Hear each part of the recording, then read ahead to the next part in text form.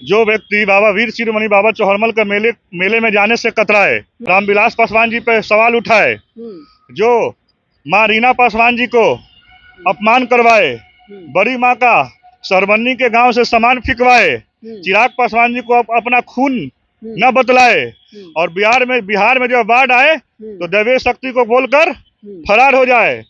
जनता ने बहिष्कार किया था, दलित समाज के लोगों ने उनको जूता का माला पहनाकर काला झंडा दिखाकर वहां से भगाने का काम किया था, नकारने का काम किया था। तो जनता लोगों ने भी धर्म न जात करे सबकी बात।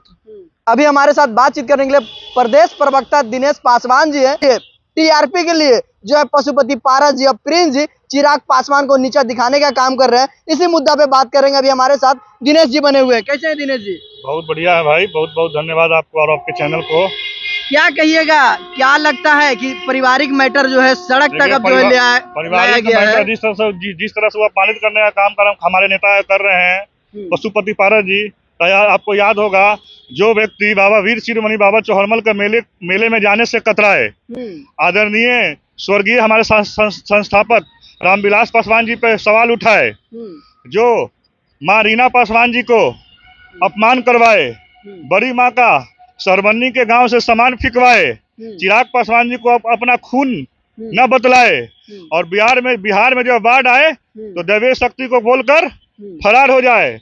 यही सब लेकर वो दलितों का नेता कहलाते हैं। और हर मंच से आपको याद होगा कि जो होली के समय घटनाएं घटी थी कोमल पासवान जी का, तो कहीं न कहीं उस बच्ची को बदनाम करने का प्रयास कर रहे हैं समाज में। हमारे नेता और जमुई के लोकप्रिय सांसद अरुण भारती ने जी वहां पे जाने का काम किया और कोमल पासवान जी को न्याय दिलाने का काम किया। उसी अटेम्प्ट तुरंत काम हो गई, लेकिन हर मन से दलित समाज को, पीड़िता परिवार को नीचा दिखाने का काम कर रहे हैं। आपको पूर्व में भी याद होगा जो हम लोग का समाज का जो मेला लगता है बाबा वीर शिरोमणि बाबा चौहरमल का, जो हम लोग के कुल देवता है, हमारे समाज के नायक हैं, हमारे समाज के नायक रहे हैं।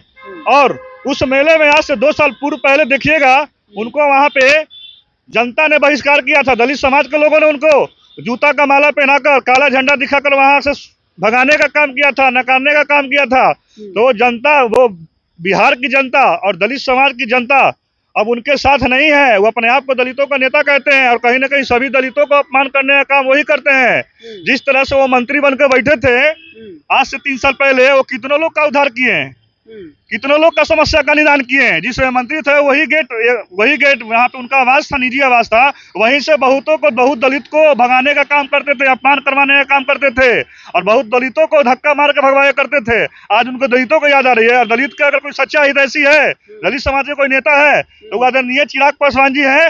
हर एक मुद्दे पर प्रखर होकर सड़क से लेकर सदन तक आवाज उठाने का काम करते हैं। आप जिस प्रकार से कह रहे हैं कि उनके साथ में कोई नहीं है, पशुपति पारस जी अब जो कहीं ना कहीं पासवान समाज का और दलित परिवार का गुमराह करने के काम कर रहे हैं, तो क्या लगता है बापू सभागार भर गया था? अरे आपके विजुअल भी वहाँ पे आप लिए होंगे, शायद अब गए होंगे उस कार्यक्रम में। आप खुद देखिए कि मैगी मैन जो सांसद रहे हैं, पुरुष सांसद जो मैगी मैन सांसद रहे हैं, उनका जिस समय भाषण चल रहा था उसमें कितने लोग उपस्थित थे उस बापू सभागार में। बापू सभागार का एरिया कम से कम 6000 संख्या लोग का है, वहाँ पे मात्र 50 से 60 लोग थे, वहाँ पे उनका भाषण चल रहा था। इसी से साफ जाहिर होता है कहीं न कहीं समाज नकारने का काम किया है। दलित समाज उनको बहिष्कार कर दिया है।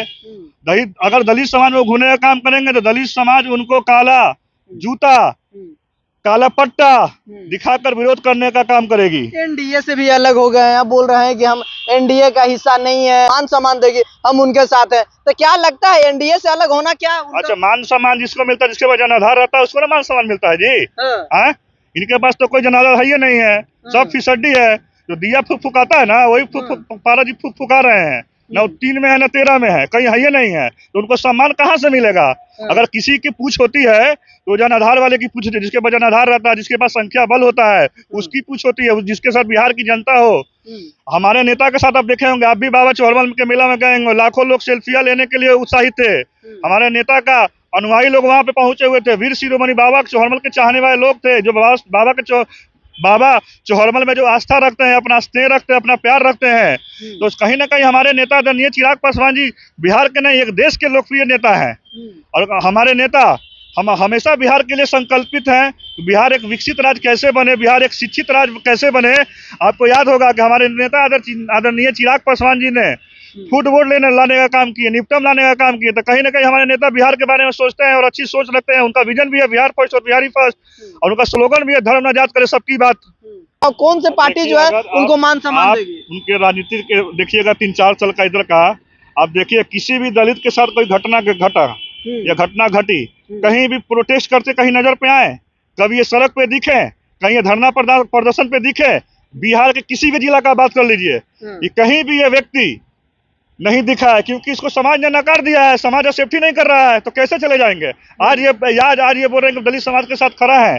जिस समय घटना घट रही थी, जिस समय घटना घटी बिहार में, आवाम घटना घटी, उस समय ये खड़ा कहाँ थे? उस समय हमारे आदरणीय चिराग पासवान जी हमेशा खड़ा होने का काम किए और सड़क से लेकर सदन तक आवाज उठाने का काम किए। चलिए, बहुत बहुत धन्यवाद आपका। अभी हमारे साथ जो है मुखर होकर जो अपनी बातों को रख रहे थे, इनका नाम जो है दिनेश पासवान जी है और अपनी बातों को रखते हैं। लेकिन पशुपति जी के साथ जो है ना जनाधार है, ना कोई मान सम्मान दे रहे हैं।